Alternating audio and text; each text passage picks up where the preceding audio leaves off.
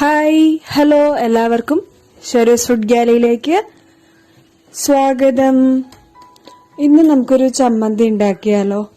നമ്മുടെ ഈ മാവിന്നൊക്കെ വീഴുന്ന മാങ്ങയില്ലേ, പൊഴിഞ്ഞു വീഴുന്ന മാങ്ങയിട്ടായിട്ടും ഇല്ല, എന്നാൽ കണ്ണിമാങ്ങയുടെ ആ പാകം കഴിയുകയും ചെയ്തു. അങ്ങനത്തെ ഒരു മാങ്ങ കൊണ്ടുള്ള ഒരു അടിപൊളി ചമ്മന്തിയാണ് കേട്ടോ. മാങ്ങ ചമ്മന്തി എല്ലാവർക്കും ഇഷ്ടമായിരിക്കുമല്ലോ അല്ലേ.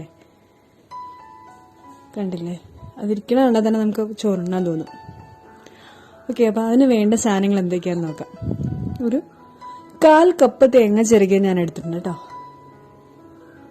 1/4 കപ്പ് മതി. പിന്നെ 2 ചുമന്ന മുളകാണ് എടുത്തേക്കുന്നത്. പിന്നെ മാങ്ങ, ഇത് കണ്ടില്ലേ, ഞാൻ പറഞ്ഞില്ലേ പൊഴിഞ്ഞ് വീണ മാങ്ങയാണ് കേട്ടോ ഇത്. അത് ശരിക്കും ഇങ്ങനെ മാങ്ങയായിട്ടില്ല, എന്നാൽ ചെറുതായിട്ട് കണ്ണിമാങ്ങ പ്രായം കഴിയുകയും ചെയ്തു.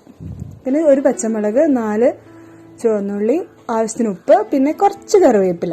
ഇത്ര സാധനങ്ങളാണ് നമുക്ക് ഈ ചമ്മന്തി അരയ്ക്കാൻ വേണ്ടത്.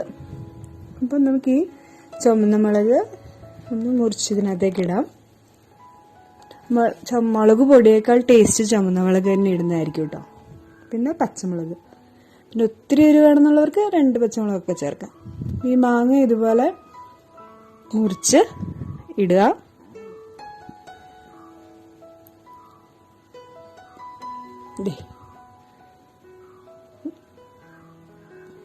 മിക്സിയിൽ നന്നായിട്ട് അരയ്ക്കണം.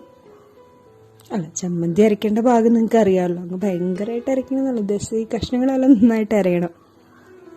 ഇതിൽ അല്പം ഉപ്പും കൂടെ ചേർക്കുക, ആവശ്യത്തിന് ഉപ്പ്. പിന്നെ നമ്മൾ അവസാനമേ ഉള്ളിയും കറിവേപ്പിലയും ചേർക്കാൻ പാടുള്ളൂ, എന്നാലേ ആ ചമ്മന്തിക്ക് ആ ഒരു ടേസ്റ്റ് കിട്ടുള്ളൂ. ആദ്യമേ തന്നെ ഉള്ളി അരച്ച് കഴിഞ്ഞാൽ അതിൻ്റെ സ്വാദ് മാറിപ്പോകും കേട്ടോ. ഓക്കെ, നമുക്കിനി അരയ്ക്കാം.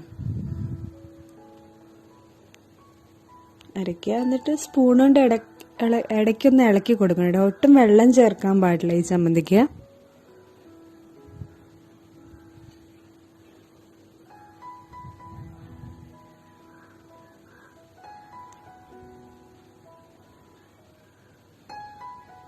ഞാൻ പറഞ്ഞ പോലെ നമുക്ക് വീട്ടിൽ എല്ലാവർക്കും ഇങ്ങനത്തെ ഒരു വിഭവം ഇഷ്ടമായിരിക്കുമല്ലോ. അപ്പം വെക്കേഷനൊക്കെ ആയതുകൊണ്ട് എല്ലാവരും മാക്സിമം എളുപ്പമായിട്ടുള്ള വിഭവങ്ങളൊക്കെ ഉണ്ടാക്കുക.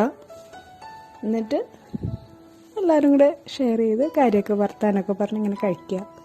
ഇപ്പോൾ കഞ്ഞിയുടെ കൂടെ ആണെങ്കിലും ചോറിൻ്റെ കൂടെ ആണെങ്കിലും ഒക്കെ നല്ലതാണ്.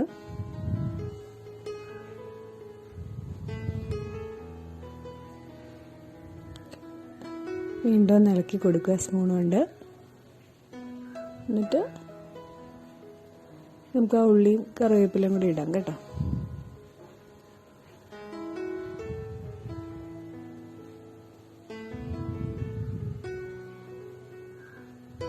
നമ്മുടെ കുട്ടികൾക്ക് ഇതൊക്കെ ഒന്ന് പറഞ്ഞു കൊടുക്കുകയും ചെയ്യാം. അവരെ കൊണ്ട് ചെറുതായിട്ടൊക്കെ ചെയ്യിക്കുകയും ചെയ്യാം. വെക്കേഷനല്ലേ, തീരെ ചെറിയ കുട്ടികൾക്ക് ചെയ്യാൻ പറ്റില്ല.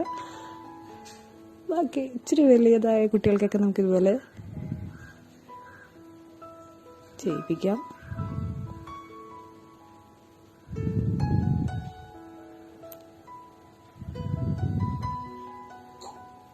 ഓക്കെ, എൻ്റെ പാകം നോക്കുക, ടേസ്റ്റ് ചെയ്ത് നോക്കുക. ഉപ്പൊക്കെ കറക്റ്റ് ആണെങ്കിൽ ഓക്കെയാണ്.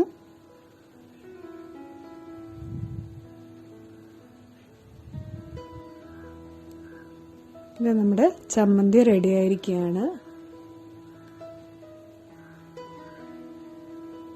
കണ്ടില്ലേ, ഒരുപാട് അങ്ങ് അരിഞ്ഞിട്ടുമില്ല. ഇത് ഇതുപോലെ ഇങ്ങനെ ഉരുട്ടി നമുക്ക് സൂക്ഷിച്ച് വെക്കാം. എന്നിട്ട് ഉണ്ണണ സമയത്ത് നമുക്കതെടുക്കാം. നിങ്ങളെല്ലാവരും ഈ മാങ്ങ ചമ്മന്തി ട്രൈ ചെയ്യുമല്ലോ. ഓക്കെ, അപ്പോൾ നാളെ ഉച്ചയ്ക്ക് 1 മണിക്ക് നമുക്ക് വീണ്ടും കാണാം.